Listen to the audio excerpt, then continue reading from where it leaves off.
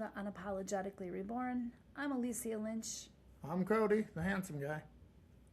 Today's episode is a continuation of a part one where we begin talking about survival mode emotional dysregulation. Today's episode is not about coping better. It's about understanding what's been driving you at a nervous system level for years, maybe even decades. Today, what we're going to talk about is how to know if you're in survival mode, various types of stress, how to recognize overload before you crash, why peace can feel threatening, what adaptations are, how to thank them, and what rebirth might look like. If you've ever wondered why you can't relax even when nothing's wrong, while calm makes you anxious, why you sabotage peace, why you feel like you're always bracing, and if you're someone who needs to know why before you can change, this episode is for you. This is going to be a series on emotional dysregulation, and the reason, because we feel like it's crucial to know whether you're in survival mode to begin to work on your mental health. When you're unaware or you do not practice emotional dysregulation hygiene, adaptation becomes your pattern. It's like a roller coaster ride that you can't get out of. And you just keep going up and down, and progression is like a goal that you can't touch it. You just can't reach it. This is neurobiology, attachment science, trauma theory, and identity reconstruction. Remember, survival mode isn't personality, it's adaptation. Survival mode is what happens when your nervous system believes that the world is unsafe, more often than it believes that it is safe. If you grew up in unpredictability, criticism, emotional, things were emotionally vile, Complained at you. neglect, high responsibility, your nervous system calibrated to that. It didn't malfunction, it adapted. Let's talk about biology. I feel like biology is important because you need to know that there's things that are happening inside of the brain that are normal, and that's why sometimes it's easier to, say, fix yourself, or you feel like you can't achieve something. I'm going to change, I'm going to do this, and then you find yourself going right back to the same pattern. This is your brain. Your brain is programmed. You have to learn how to deprogram what you've learned. So this is why I feel like biology is so important, because this is what survival mode is. It doesn't happen inside of the brain right away. It's your physical, your body remembers. And when your body remembers something, that's when your brain does these things. The brain detects threat. The amygdala activates. It signals the hypothalamus. It activates the HPA axis. HPA axis is hypothalamic pituitary adrenal axis. This triggers things like cortisol and adrenaline release. The amygdala detects threat and it becomes reactive. The hypothalamus activates your stress response. Jesus fuck. The HPA axis releases cortisol. The sympathetic nervous system, it mobilizes your fight and flight. Jesus, you are Jeopardy smart. Jeez. No. I wish that were the case. You say a lot of big words with normal people like, No. I had been in survival mode majority of my life. I just didn't know it. I'm just saying, damn. For the people that know me, have been friends with me, have been in any type of relationship with me, have even worked with me, have probably noticed, but I didn't know that I was in survival mode. I had no idea. I never even heard of the term before. And I got tired of being on this never-ending circular ride that I could never get off of. Like, I'm going to change. I'm going to be different. I'm going to do this. I'm going to do that. And it wouldn't happen. So I delved deeper into trying to figure out what my deal was. And what I realized was you can't work on anything in your mental health when you're in survival mode because your brain won't allow it. So this is where I learned these types of things. Now, survival mode, again, is what happens when your nervous system believes the world is unsafe. The amygdala, it becomes hyperreactive. The prefrontal cortex becomes less effective. The hippocampus, which is your memory consolidation, this shrinks in volume. This is neuroplasticity under stress.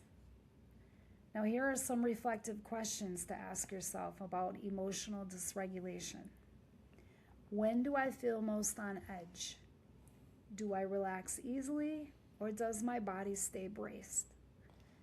Is my baseline state calm or vigilant? Now let's look at different types of stress. Acute stress is normal. Chronic stress is its adaptation state. Developmental stress shapes your identity. Acute stress is short-term nervous system activation in response to an immediate challenge or threat. It's healthy. It's necessary. It's not trauma. It activates the amygdala, threat detection, hypothalamus, stress cascade, HPA axis, cortisol and adrenaline, sympathetic nervous system, fight or flight. The body replies with heart rate increase, focus sharpens, reaction time improves. Then ideally it resolves. The parasympathetic nervous system restores your equilibrium. This is called allostasis. Adapting to demand and returning to your baseline. Your baseline is constituted by the emotional climate your nervous system expects when life is neutral. If your childhood climate was stormy, you may have learned to live in wind. Because you cannot heal what you don't recognize. If your baseline is hyperactivated, when peace will feel like it's under stimulation. If your baseline is shut down, activation may feel overwhelming. Your nervous system will always try to return to its baseline. Get this, even if your baseline is dysregulated. This is why people recreate chaos. This is why rest feels unsafe. This is why stable relationships feel uncomfortable, because your system basically thinks this is not what we're used to. Baselines can change, and we're going to discuss this on our next episode. Now back to stress. Acute stress feels like nervous before a presentation, jumping out of a car, anxiety before a medical test, a heated argument that resolves, taking an exam. You feel activated, but afterward, your body comes down. You can relax, you can sleep, you can think clearly again because it returns back to your baseline. Acute stress becomes problematic only when it happens constantly. There's no recovery period. The threat feels unpredictable. Here are some reflective questions to ask yourself. If you'd like to journal these, the questions can be found on our website by going to www.unapologeticallyreborn.com. Do I calm after stress? Can I return to normal once the event passes? Does my body recover naturally? If yes, you're likely experiencing normal adaptive stress. Chronic stress is repeated or prolonged activation of the stress response without sufficient recovery. The body remains in a semi-activated state.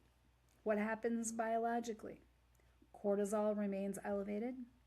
The amygdala becomes more reactive. The prefrontal cortex becomes less efficient under stress. Sleep becomes dysregulated. Inflammation increases. Digestive systems suffer. Over time, this activation becomes baseline. You don't feel stressed. You feel normal, but you feel wired. Chronic stress is the prolonged and repeated activation of the body's stress system without adequate recovery, resulting in physiological, psychological, and neurological adaptation. It's prolonged. It lasts for weeks, months, or years. Repeated activation, the stress response keeps getting triggered. Without adequate recovery, the nervous system doesn't fully return to its baseline. Adaptation or adaptation. I always mess up adaptation and adaptation. Adaptation. They both start with A. The body recalibrates to a higher level of activation. It's not just one bad day. It's not just one argument. It's not one stressful season. It's sustained exposure. What chronic stress feels like: constant background anxiety, difficulty relaxing, irritability, emotional reactivity, brain fog, insomnia, digestive issues, fatigue but unable to rest. You know what that sounds like? No, what's it sound like? Being a Viking fan. We have all of that in 17 games. We have all those symptoms. Well, not to offend any football fans, but you know what that sounds like to me? Life is stressful enough, so why be stressed out over football? I'm just saying, I'm stating facts. Okay. I believe you. This is when survival mode starts forming. The body adapts to stress exposure. It recalibrates its baseline upward. Here's an example. Imagine someone in a high conflict relationship. There's no physical threat, but tension is daily. Criticism is frequent. Emotional unpredictability is constant. The nervous system never settles. That's chronic stress. The body learns, stay ready. Key feature: no consistent return to baseline. They may be brief, calm moments, but the system always remains ready and braced. Reflective questions on chronic stress. When was the last time I felt deeply relaxed? Do I sleep deeply? Do I wake up already tense?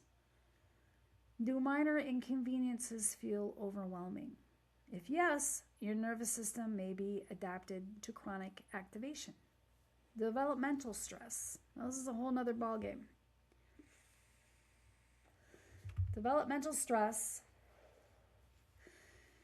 occurs when chronic stress happens during formative years, especially before the nervous system and the attachment patterns are fully developed. This isn't about one event. It's about repeated relational patterns.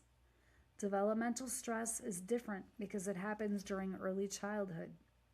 In early childhood, the right hemisphere is dominant. The prefrontal cortex is immature. The hippocampus, which is explicit memory, is underdeveloped. The stress response system is calibrating. A child's nervous system is wired in relationship. And if the environment is emotionally unpredictable, highly critical, overwhelming, dismissive, chaotic, hyper-responsible, the nervous system adapts permanently, not temporarily.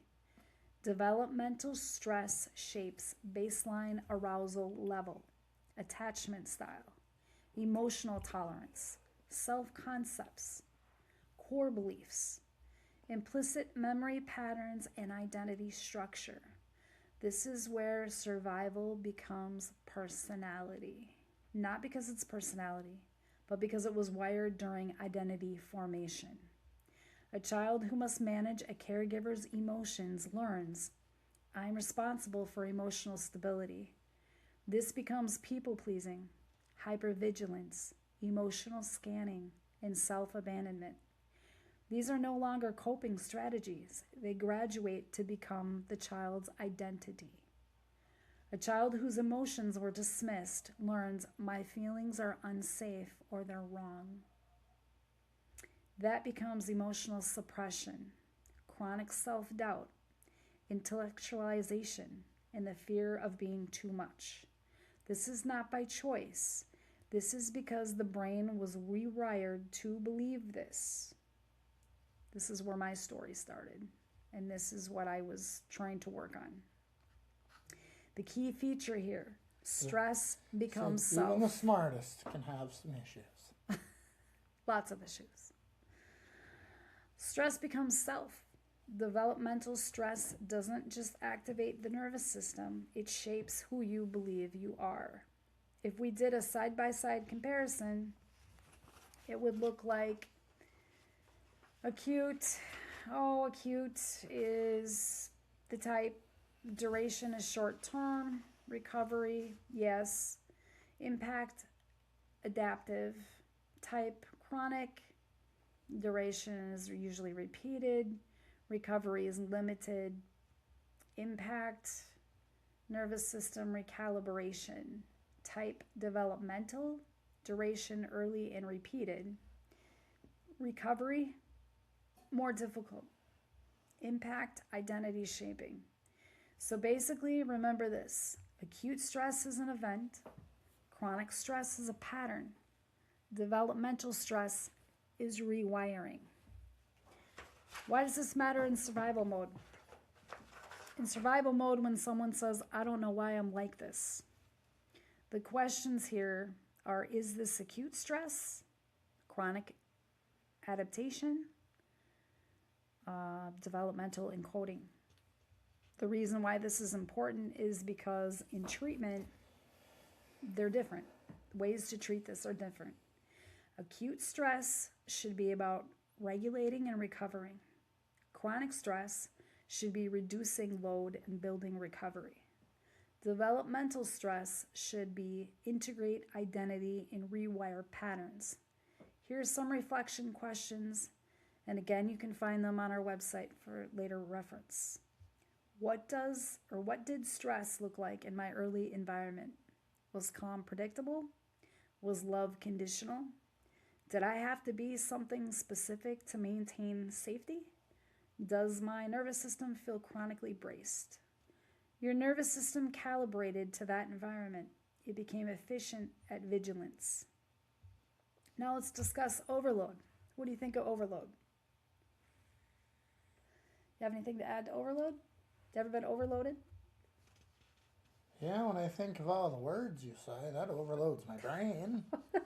It isn't meant to do that. That's not why we're here. This isn't about that. These are just things that we're trying to learn so that we can change. I know, to make it things about ourselves for the better. Mm-hmm. But people like you and the intelligent ones can go faster than dunce cap like myself. No, I've just done more work. That's exactly. All. And that would take me, what would take you a day, would take me a month. No. Yes. No. Yes. And a 12-pack of Mountain Dew. All right, so let's talk about overload. We've all suffered from overload. Overload happens when input exceeds the nervous system capacity. Dr. Daniel Siegel calls this being outside the window of tolerance. When within your window, you can think clearly, you can feel without collapsing, and you can respond instead of react. Outside of your window, you have hyperarousal, anxiety, or irritability, or hypoarousal, just shut down and numbness. Overload signs: emotional, snapping, crying unexpectedly, emotional flatness, cognitive, brain fog, rumination, catastrophic thinking, memory issues, physiological, jaw tension, GI distress, insomnia, fatigue, and wired feeling, behavioral, overworking, avoidance, isolation, people-pleasing. Reflective questions to ask yourself. Jesus. Sounds like a Minnesota Viking fan, all wrapped in one person. Christ. I'm sorry to hear that. Are you? Jeez. Really? Yes, people who watch that team know. Everything you just said, that sounds like a season or a game. No football. Yeah. Oh. Oh. Oh, that gives you a headache even thinking about it. Well, see, people like me want to know, then why watch it? Is it really worth the roller coaster ride? Oh, not anymore. Continue. My bad. All right. Where was I? Sorry. No, you're good. Reflective questions. Did I already say these? What signals did I override? What does my body do before I emotionally crash? What No. environments dysregulate me fastest? Yep. You're on the body, emotionally crash, ignore. All right. Warning signs Yeah. that you're past your capacity. You can't tolerate minor inconveniences. Silence feels uncomfortable. You scroll compulsively. You feel guilty resting. You fantasize about disappearing. Reflective questions when it comes to this. What does my body do before I emotionally crash? I said that already. What signals do I ignore? When was the last time I felt truly regulated? Adaptations we discussed in our last episode. These are nervous system solutions. They are procedural memories, automatic responses learned implicitly. Examples: people-pleasing, preserved attachment; hyper-independence, prevented disappointment; perfectionism, reduced criticism; emotional shutdown, minimized overwhelm; humor, diffused threat; overachievement, created identity stability. Adaptations are brilliant. They kept you alive psychologically. But here's the pivot. What protected you may restrict you now. And that's what happened to me. And this is why I started working on myself. Long story short, everything that I did as a child kept me alive, but it killed me as an adult. And what became scary is they stopped working. And when those things stop working, where do you go? What do you do? That's very scary. You know it's an adaptation when it feels automatic. It once made sense. It now costs you connection or peace. You defend it even when it hurts you. What do I do automatically when I feel unsafe? What would I be without this behavior? What did this protect me from? These are questions to ask yourself. Then we're going to talk about some stories. Story 1, just for examples, the high functioning achiever. So the survival adaptation here is overachievement. The nervous system state is chronic sympathetic activation. We're going to talk about Sarah. Sarah looks successful. She gets promotions. She never misses deadlines. She responds to emails at midnight. She anticipates problems before they happen. People describe her as driven, but Sarah can't sit still. If she rests, she feels guilty. If she finishes a project, she immediately searches for the next one. If she receives praise, she feels temporary relief, not satisfaction. Growing up, Sarah learned that achievement brought attention. Attention brought safety. Performance brought predictability. So her nervous system encoded, if I perform, I'm safe. Now at 38 years old, there's no active threat, no unstable environment, but her body still runs the equation. Rest feels unsafe. Stillness feels like exposure. Achievement feels regulating.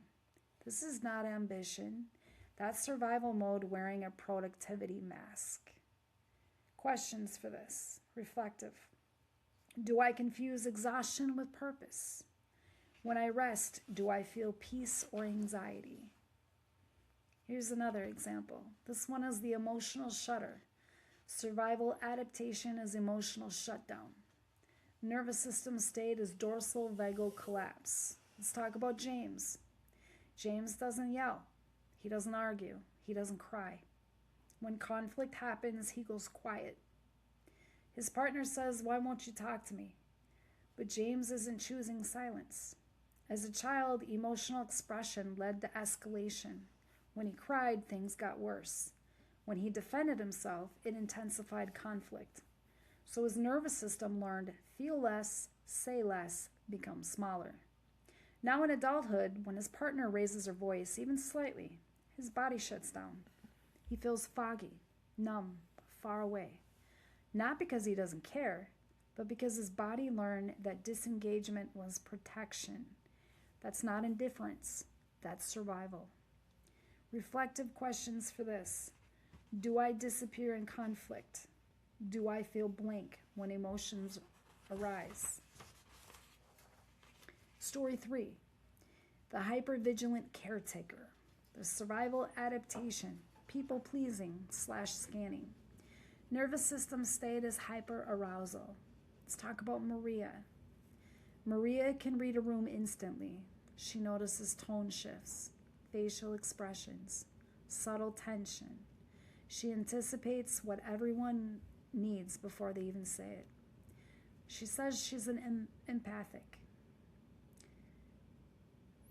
Maria cannot relax around others. If someone sighs, she assumes she did something wrong.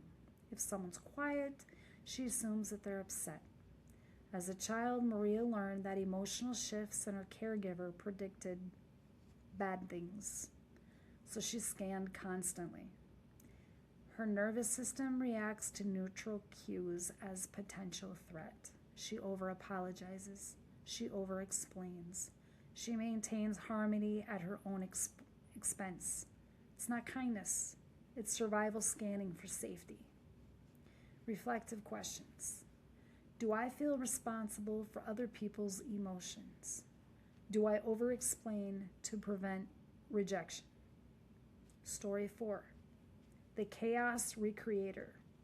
Survival adaptation, crisis normalization. Nervous system state, adrenaline dependency. I'll tell you about someone who feels calm only when things are intense. We'll call him David. When life is stable, David feels restlessness, irritated, bored. But when there's a problem, he comes alive. Conflict energizes him. Urgency sharpens him. Why? Because growing up, intensity was normal. Emotional highs and lows were constant. Calm was rare. So his nervous system calibrated to chaos. Now when life is stable, it feels unfamiliar, and unfamiliar feels unsafe. So sometimes unconsciously, he creates friction. Not because he wants dysfunction, but because his body recognizes chaos as home. Couple questions for this. Do I feel uneasy when things are peaceful? Do I equate intensity with aliveness? Story 5, the self-doubter. Survival adaptation, chronic self-questioning, nervous system state, hypercognitive monitoring. Let's talk about the person who constantly second-guesses themselves. We'll call her Leah. Leah replays conversations for hours. Did I say that wrong? Was I too much? Did they understand me? Growing up, Leah's thoughts were dismissed. She was told she was dramatic, overreacting, wrong. So she internalized this. My perception is unreliable. Now her nervous system monitors her own thinking as if it's a threat. She doesn't trust her internal compass. That isn't insecurity. It's survival adaptation to invalidation. Couple questions with this. Do I trust my perception? Do I look externally for confirmation constantly? 6. Survival adaptation, hyper-independence. There's also the person who says, I don't need anyone. We're going to call her Ava. Ava handles everything alone. She doesn't ask for help. She doesn't lean. She doesn't collapse. Because when she did, no one showed up. So her nervous system concluded, needing is dangerous. Now she feels discomfort when others offer support. Vulnerability feels destabilizing. That isn't strength, that's protection. If you recognize yourself in that, pause. That isn't a flaw, that's encoding. Adaptations are not flaws. They are protective negotiations. Examples expanded, hyper-independence. If I don't need anyone, I can't be abandoned. People-pleasing. If I maintain harmony, I remain attached. Overachievement. If I excel, I'm safe. Emotional shutdown. If I don't feel, I can't be overwhelmed. Anger. If I'm intimidating, I can't be hurt. These were intelligent responses to environment. The tragedy is not that they formed. The tragedy is that they're still running when danger has shifted. Why does chaos feel more normal over calm? It's a question that often gets asked. Let's discuss why. Excuse me. The brain prefers prediction over pleasure. Predictive processing theory shows the brain seeks to minimize surprise. Chaos was your template. Peace feels like miscalculation. Calm feels suspicious. Temporary, precarious. It's like waiting for the other shoe to drop. Believe it or not, inconsistent caregiving creates hyperactivation. Dismissive environments create emotional shutdown. If love required performance, you may feel restless when not achieving. If attention came during crisis, you may unconsciously create crisis. Questions. Do I feel uncomfortable when things are stable? Do I create urgency? Do I feel most alive in chaos? What do you have to add to that? Anything? Nope, you said all of the smart words I could think of. No. Funny part is, it took me a long time to discuss this without being embarrassed about it. I was interested in psychology at a very young age. I feel like I was relatively good at it. I don't know if you've ever taken a personality test, but I did. I'm an INFJ. That's the advocate, the counselor. So it's in my personality traits, whatever you want to call that. I don't want to blame it on anybody, but in the family that I came from, if they were to watch this podcast, or most of my family's passed away, but let's just pretend that they were here today, I probably wouldn't do this because I would get things like, I'm being dramatic, or I'm playing Dr. Phil. That's my favorite, which is no insult to Dr. Phil, but no, that's not the goal here. Anyways, back to the topic. Working on regulation requires letting go of adaptation. Because these can feel like identity loss and scary, letting go of adaptation it's not about discipline. It's not about doing better. And it definitely isn't about shaming the behavior into submission. It's about convincing your nervous system that it no longer needs the strategy. That's a completely different process. Let's break this down clearly and deeply. This is where survival mode becomes rebirth. Let's talk about why adaptations can be hard to let go. Adaptations are not habits. They are protective nervous system agreements. At some point, your system decided this keeps us attached. This keeps us safe. This prevents escalation. This reduces rejection. When you try to drop the behavior, your nervous system reacts like you're removing armor in a battlefield. That's why letting go feels unsafe, exposing, disorientating, identity shifting, sometimes even grief-inducing. You're not weak for struggling. You're attempting to retire protection that once saved you. Step 1, to begin with adaptation. Identify the adaptation clearly. You can't release what you haven't named, so you have to ask yourself, what do I do automatically under stress? What role do I default to?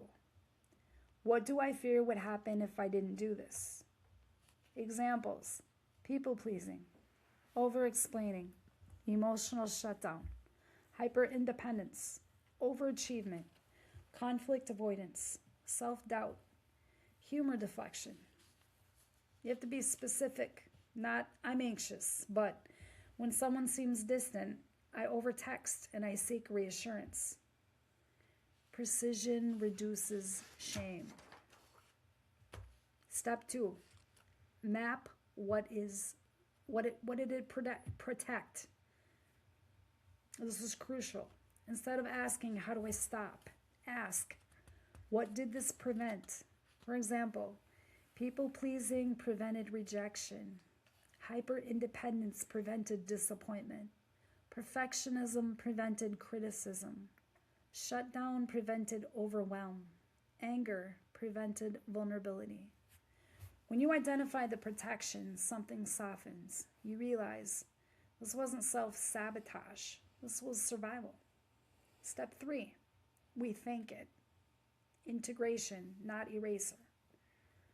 This is where people resist, but it matters neurologically. The nervous system defends against threat. If you attack the adaptation, your body doubles down. Instead, say, thank you for keeping me safe when I didn't have options. This communicates safety to your system. We're not ripping armor off, we're gently retiring it. Step 4, expect withdrawal symptoms.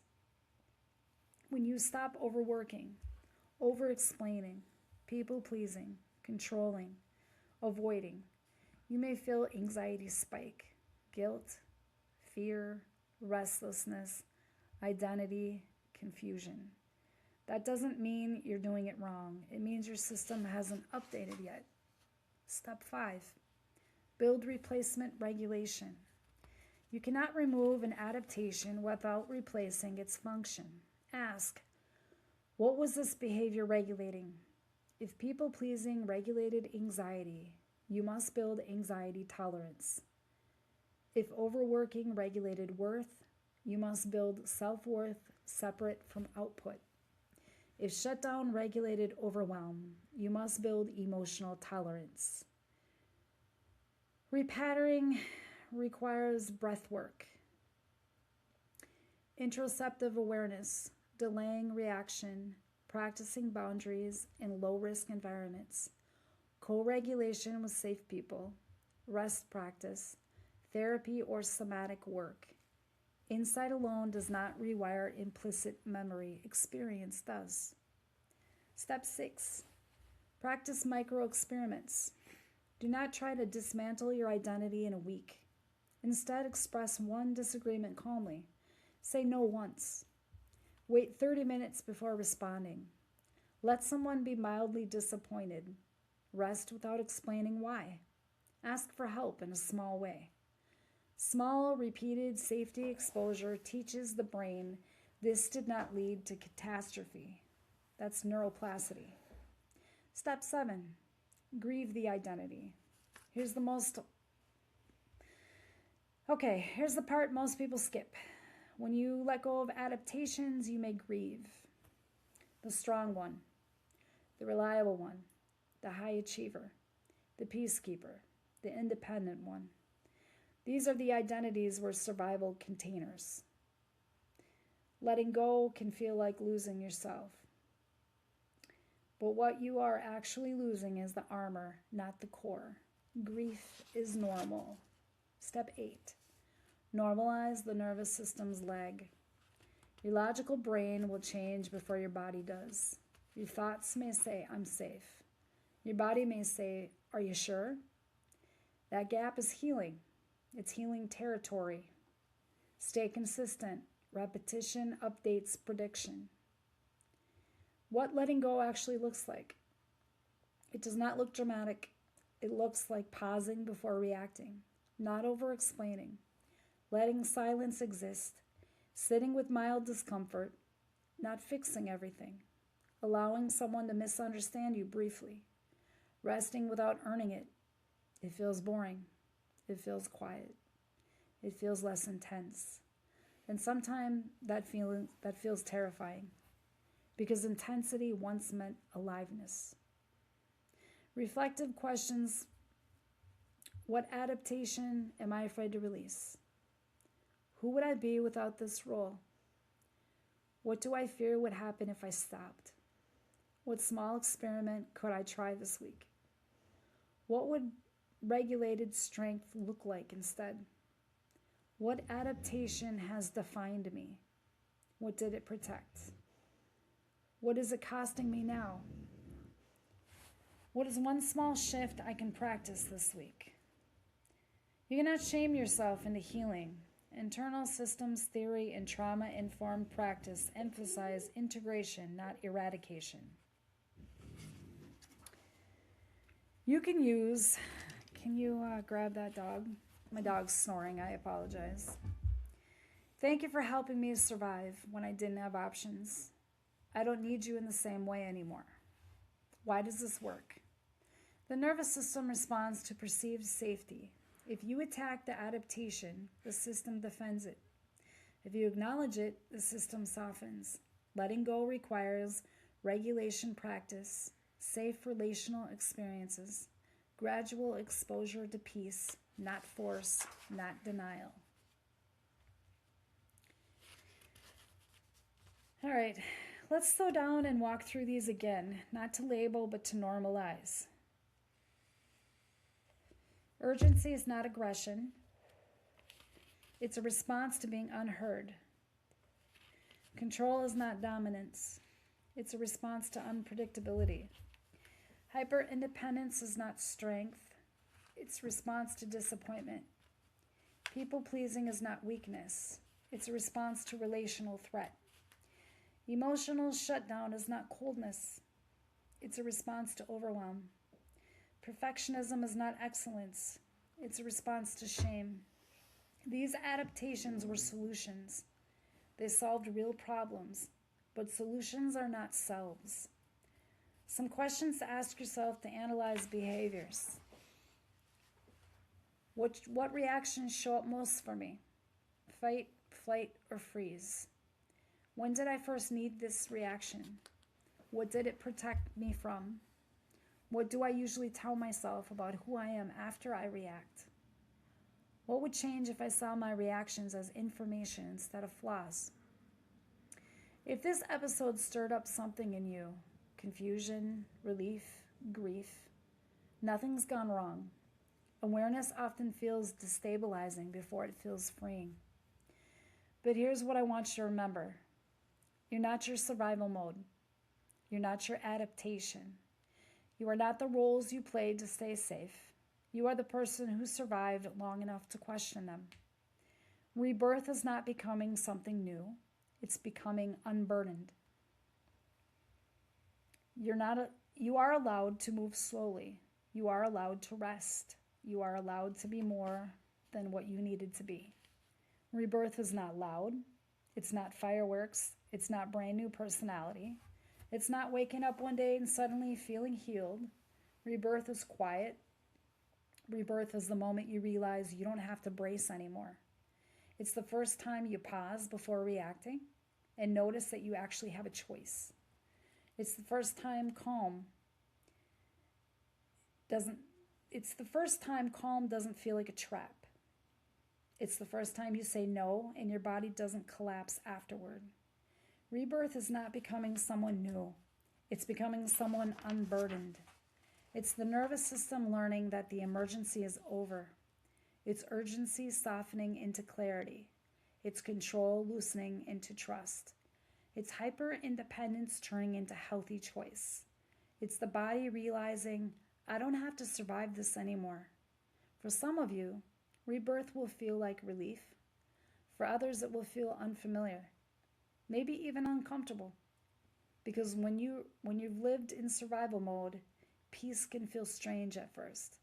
But strange doesn't mean that it's wrong. It means new. And it takes repetition. Rebirth is not about erasing who you were. It's about honoring who you had to be while allowing yourself to become who you are. The strong one, the quiet one, the caretaker, the achiever. They kept you alive. You don't have to reject them. You just don't have to live inside of them forever. Rebirth is integration. It's looking at your past and saying that made sense. And looking at your present and saying, but I get to choose now. You are not your survival mode. You are not your reaction. You are not your adaptation. You are the person who survived long enough to question them, and that's strength. Real strength. So if today's something shifted even slightly, if a sentence landed, if a part of you softened, if you felt seen instead of judged, that's not a coincidence. That's your nervous system recognizing safety. Rebirth doesn't happen all at once. It happens in moments, breaths, pauses, in choices that feel small but are actually profound. You don't have to rush it. You don't have to prove it. You don't have to perform healing. You just have to keep choosing safety when it's available, is what it means to be unapologetically reborn. Not perfect, not finished, not fearless, but no longer living as if the past is still happening. You survived and now you get to live. I'll see you in the next episode, and we'll discuss your baseline amongst a few other things. Anything you want to add? No. Thank you for tuning in to Unapologetically Reborn.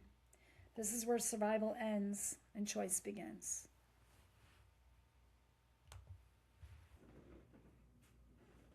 Hi, my name is Elysian Lynch. You might recognize me from the Unapologetically Reborn podcast. On that podcast, we've recently been discussing survival mode and emotional dysregulation. I just wanted to give you a little invitation. This is not a requirement, but in case you're interested about more in-depth things on survival mode, I have written a book. That book is Survival Mode. This is what it looks like.